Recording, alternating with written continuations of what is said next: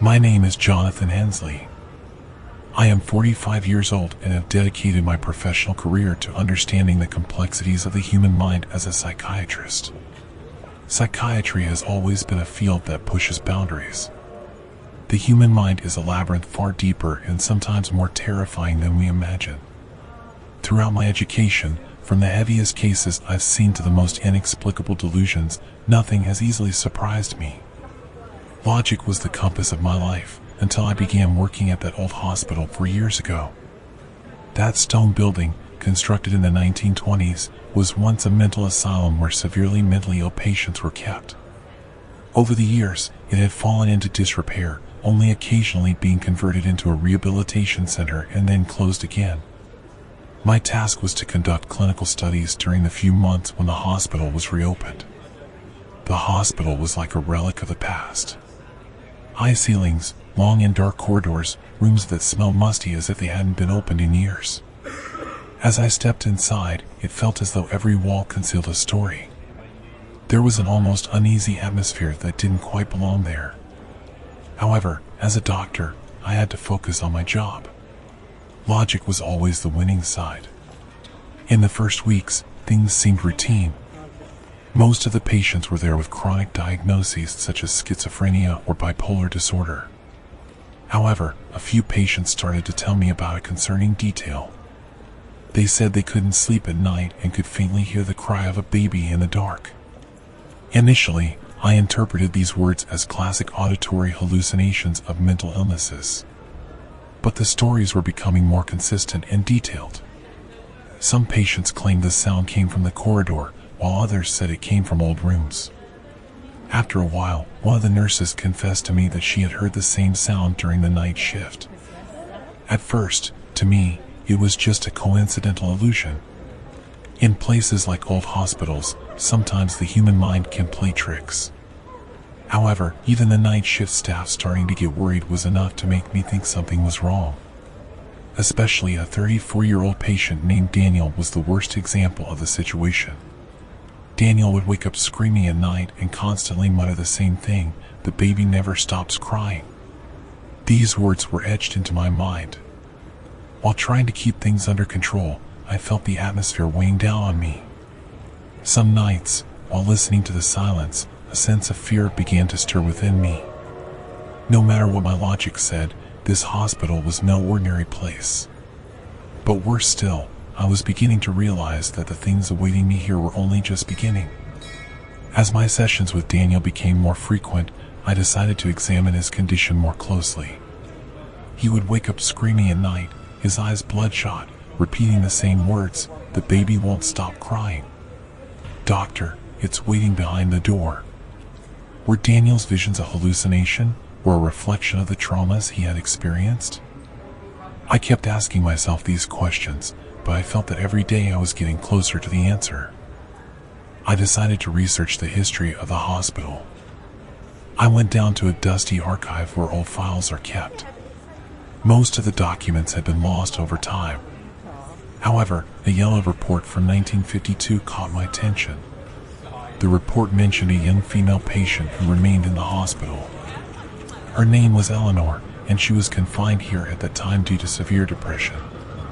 The details were vague, but it said that within a few months Eleanor was found dead in her room. And she's got her baby with her. The baby, according to the official report, had died during childbirth. However, towards the end of the report, a strange note was attached. Staff are reporting that baby crying sounds are coming from the corridors at night. As I read these lines, it's as if time has stopped. I felt as if even the dim beam of light behind me had faded in an instant. For a moment, I had difficulty breathing. No matter how many years have passed since the report, what they told coincided exactly with what is happening today. I decided to stay on duty at the hospital that night. Several nurses from the staff were with me. There was a deep silence as we passed through the long corridors. Outside, the wind was seeping in through the old windows, subtle sounds echoing on the walls mocked my mind. There are murmurs and moans coming from several patient cells, as if something living inside this building was trying to wake up. As the clock ticked on, my tension increased. One of the nurses couldn't stand it and pulled up a chair at the end of the corridor and sat down. "Doctor, this building, there's something here," he said in a whisper. When I looked at her, I saw the concern in her eyes. My logic was still insistent that there was a psychological explanation for all this. But a fear was growing inside me that I could not admit even to myself. By midnight, everything seemed normal. But in an instant, screams echoing from Daniel's room made the entire hospital groan. When I ran to her room, I found her shivering in the corner of her bed. He was pointing with his hand at the old wooden door, looking as if his eyes would pop out of their sockets. "Did you hear?" he whispered. His voice was so thin that it was almost inaudible. "The baby is crying again." When I turned my head, something in the deep silence of the room caught my attention. That thin, slightly rustling sound coming from the end of the corridor.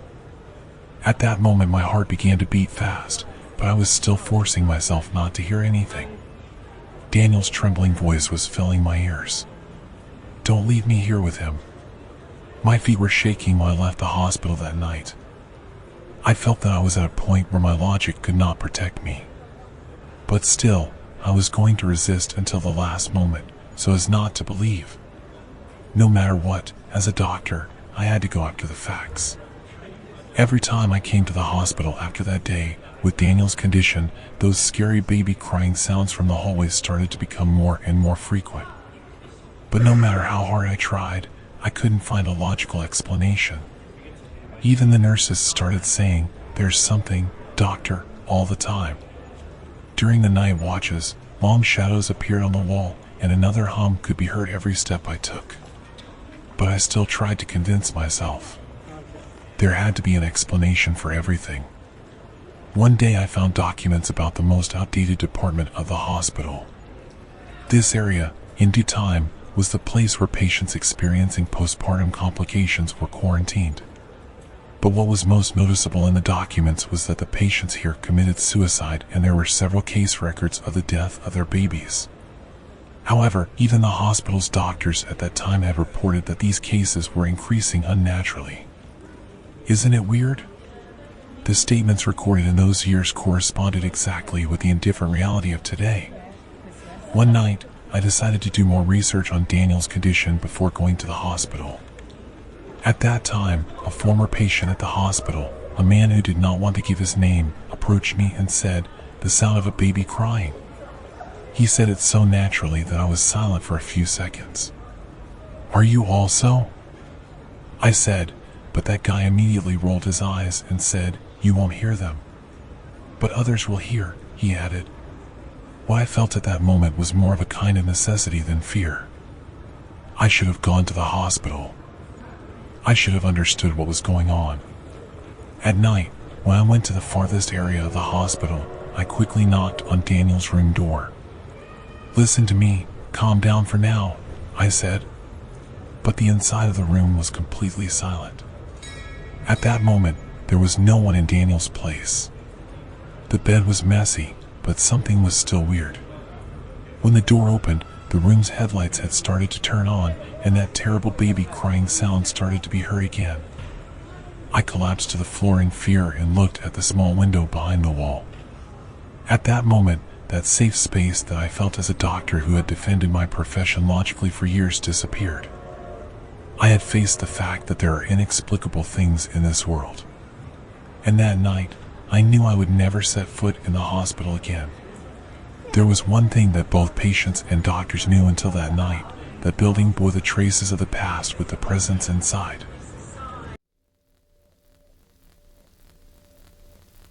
My name is Johann Keller. I am 56 years old, and I have devoted most of my life to solving the unknowns in the brain. When I graduated from the Faculty of Medicine of the University of Würzburg, I was a young doctor with a passion for the unsolved mysteries of the human mind. The brain was the most complex organ of the body, and it was my profession to take care of its disorders. In particular, I specialized in epilepsy and neurological disorders. I have seen many cases: children who cry out during seizures, adults who speak with blurred consciousness, even those who think they are gods. There was an explanation for all these events, diseases, genetic disorders, traumas. For a doctor, everything could be explained by data and observations. But there are some moments when, no matter how solid your science education is, what you come across defies logic. Here, the story of Anneliese Michel was such a breaking point for me. I won't forget that girl for the rest of my life. It was a cold February day in 1976. I was a guard at the Würzburg Clinic. The phone call to my office was reporting an ordinary case, a young woman with suspected temporal lobe epilepsy. When she arrived at the hospital, I saw Anneliese for the first time. He was wearing a shabby, worn jacket. Her hair was unkempt and messy. He had his hands tightly clasped on his stomach. He was scanning the floor with his eyes. More than his appearance, his presence bothered me. The young girl is just standing in the middle of the room. It was weird. It was as if he was talking to something that wasn't there. I said Anneliese in a soft voice. He raised his head slowly. When we met eye to eye, I felt like I had been punched in the stomach. He was looking so black and blank. This look was not unique to humans. Her mother next to her started talking. "Doctor, our daughter, he's changed. She screams constantly, refuses to eat, speaks in strange languages. We heard that you were cursing God. This is not normal." Of course, I thought. Common symptoms of seizures of temporal lobe epilepsy, tongue slips, sudden nervous outbursts, hallucinations. But there was something that I couldn't admit even to myself at that moment. Anneliese's presence had changed the mood of the room. Nevertheless, my duty as a doctor was clear. I should have made a diagnosis. I said, "Don't worry. We'll do some tests first." We connected Anneliese to the EEG device. Measuring brain waves was the first step in understanding what causes seizures. Me and my team were focused on the screen. Normally, we would see significant aberrations in the brain waves of epilepsy patients. But Anneliese's results were clean. During the recording, Anneliese moved several times. Her eyes were closed, but her lips were moving. When I got close to him, I heard him whispering, "He's here." My heart started beating fast. "Who's here?" I asked reflexively. But Anneliese did not hear me. His breathing became irregular, his body began to tremble. Suddenly she uttered a cry. Such a scream that everyone who filled the room froze. It was as if two different sounds were coming out of his throat at the same time. "I think Anneliese's condition is of psychiatric origin," I told her parents. "He's probably having non-epileptic seizures. Stress, emotional collapse. There may be various triggers." His father stood up. The stern facial features were tense with anger. "You doctors, you explain everything with science. Our daughter is not sick, he was possessed by something demonic." His mother started crying. "Last night, we heard Anneliese's voice from her room. But it wasn't him, doctor. Oh, he was speaking in a man's voice. I can't say I don't believe them. But are they demons? In this age?" For scientists like me, this was just nonsense. Nevertheless, Anneliese's presence in the room and that scream had sown a seed of doubt in my heart. The only thing I thought about on the way home that night were the two words Anneliese said to me. "He's here." When I got home that night, my mind was a mess. As a doctor who adheres strictly to scientific explanations, I was trying to fit what I experienced during the day into a pattern. His brain waves were clear, the seizures were not as expected, and that scream was still echoing in my ears. "He's here." It was as if Anneliese were signaling an invisible presence. I opened a bottle of whiskey. I filled the glass and sat down at my desk. In front of me was Anneliese's file. At the age of 23, from a religiously conservative family, first symptoms of depression, then hallucinations, language disorders, and refusal to feed. If this isn't epilepsy, what is? I muttered to myself. My eye caught Annalise's notes that I had written during the first examination, whispers coming out of her lips, "He is here." 2 different sounds were recorded at the time of the scream. It's worth investigating. The next morning I decided to go to the hospital and talk to Annalise. A nurse greeted me in front of her room. "He didn't sleep at all last night, doctor. Sometimes he talks to himself, but when we enter deck, he shuts up." When I stepped into the room, it was incredibly cold inside.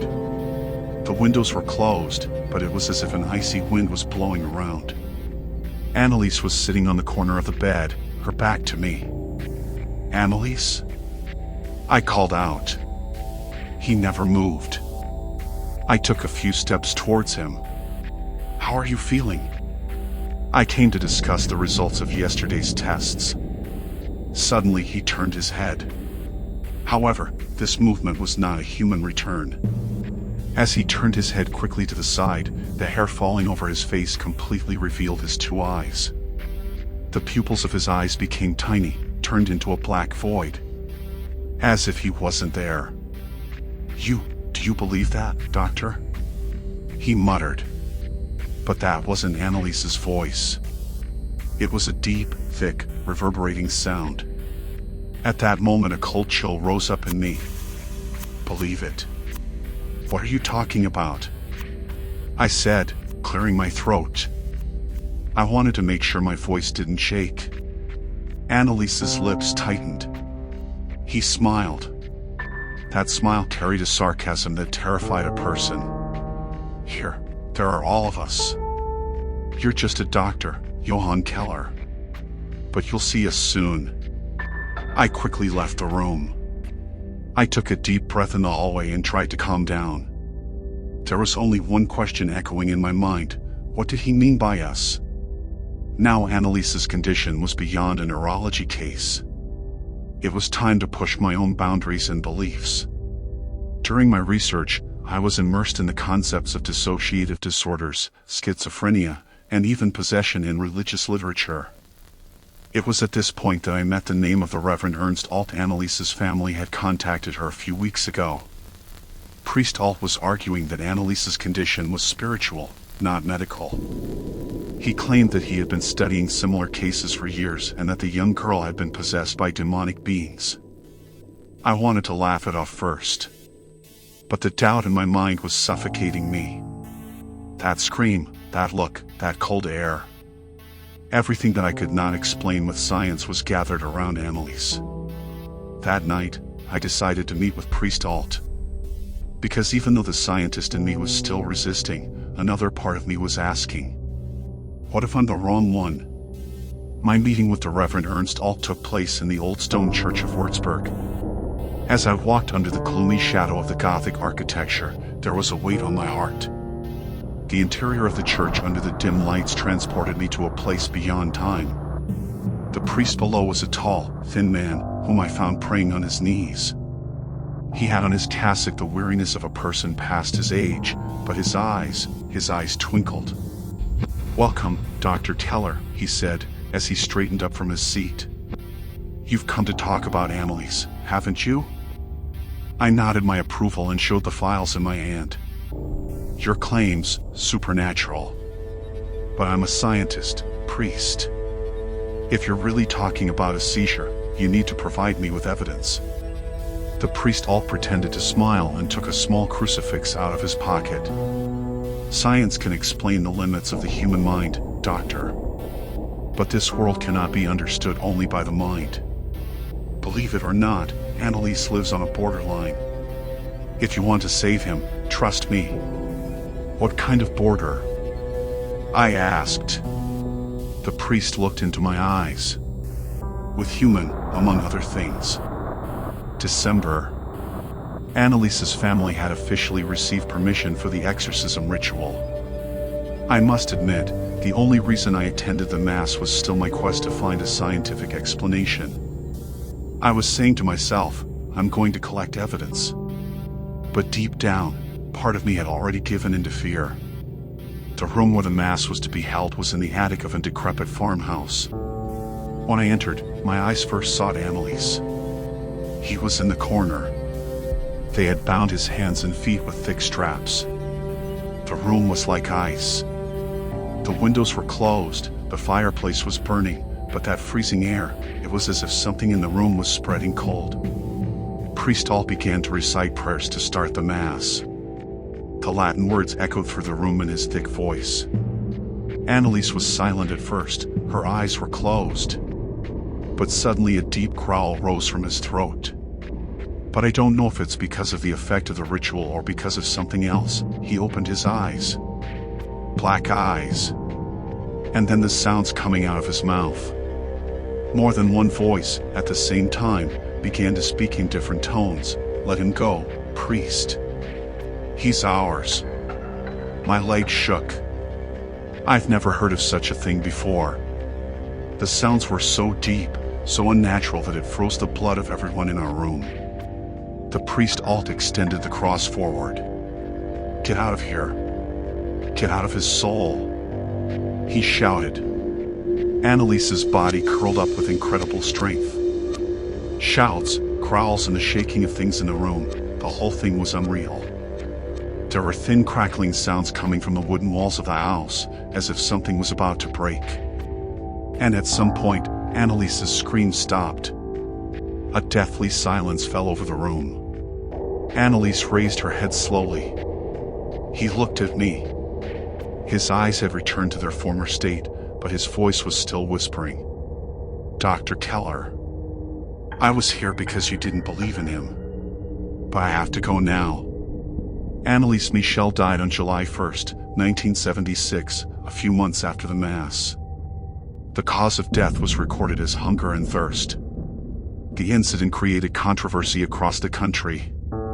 Some said that Annalise died due to illness, while others believed that she was really possessed by a demonic entity. While after losing Annalise, I left my profession. I couldn't explain what I saw that day. I had experienced something too real to be given a scientific name, but so impossible. Still today at night, Annalise's voice echoes in my ears. He's here. And sometimes, in a quiet room, I feel that cold wind.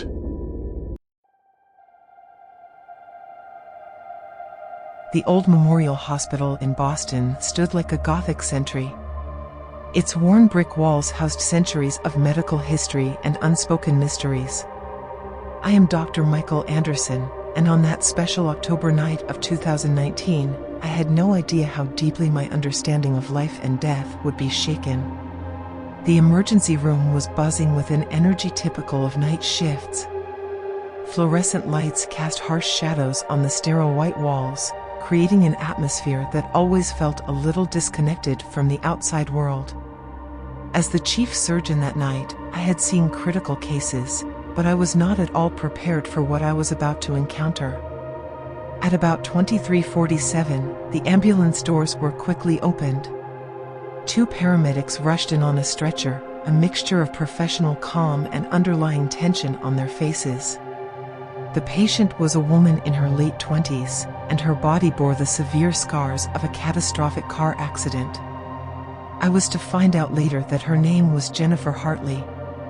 The initial report stated that there was a head-on collision on the Massachusetts Turnpike. His vehicle was almost completely destroyed. How he survived the first collision was already a medical miracle. I quickly assessed his condition while transporting him to the trauma room. Multiple fractures were obvious. His right leg was broken in 2 places, he had deep cuts on his face and torso, and his skull was showing signs of serious trauma. His vital signs were almost imperceptible. His pulse was weak and irregular, his blood pressure was dangerously low. I told the nearest nurse to identify and match for units of O-negative blood type. Prepare surgical intervention for the operating room immediately. My team moved with the synchronized precision of a well-trained orchestra. The nurses connected the monitoring equipment, the technicians prepared the imaging machines, and I began my methodical examination. In cases like this, every second mattered. CT scans revealed the extent of the internal injuries. She had multiple bleeding points on her brain, Her lungs had partially collapsed and she had multiple fracture points on her spine. By all medical standards, Jennifer Hartley should not have been alive. But he was alive. Almost. When I bent down to react to the pupils, something extraordinary happened. His eyes, which seemed lifeless a few minutes ago, suddenly opened. It was not a gradual awakening, but a momentary, almost supernatural movement. At that moment, the entire trauma room went silent. Her eyes, startlingly green, locked directly with mine. Then she whispered so softly that for a moment I thought I was dreaming. "Do not leave me." The words hung in the air, chilling me with an inexplicable intensity. Before he could react, his eyes rolled back and the tracking equipment started playing a frightening straight-line melody. Jennifer Hartley was gone. Or so we thought. This was the beginning of a night that will make you question everything about medicine, life and our world and what might be beyond. The next few hours were a blur with medical protocols and paperwork. Jennifer Hartley's official time of death was recorded as 0:23. As the chief surgeon, it was my responsibility to complete the death certificate and make sure that all the necessary medical documents were in order. Memorial Hospital's morgue was in the basement, a place the staff tried to avoid as much as possible. The building, which dates back to 1892, like many old medical facilities, had an eerie atmosphere as well as the clinical part. The morgue itself was a room with white tiles, multiple steel examination tables, and refrigerated storage units lined up along the wall. Our forensic pathologist, Dr. Elizabeth Chen, was making preparations to conduct the preliminary examination. He was typically calm and methodical, with a scientific skepticism that left no room for supernatural speculation. When we first started evaluating, one thing was different. "Michael, look at this," Elizabeth murmured as she carefully examined Jennifer's body with her gloved hands. "These wounds, they are recovering at an impossible pace." I took a closer look. He was right. The deep cuts, which were very noticeable a few hours ago, were already showing signs of significant tissue regeneration. In medical terms, this was completely impossible. Such wounds should have taken weeks, even months to heal. We looked at each other in professional amazement. Years of medical training had taught us to look for rational explanations, but this defied every scientific principle we knew. The fluorescent lights of the morgue flickered momentarily. A sudden draft caused the metal instruments on the tray to shake slightly. Elizabeth was nervous. "Did you feel that?" he whispered. Before she could answer, a sound came from the storage unit where Jennifer's body had been placed.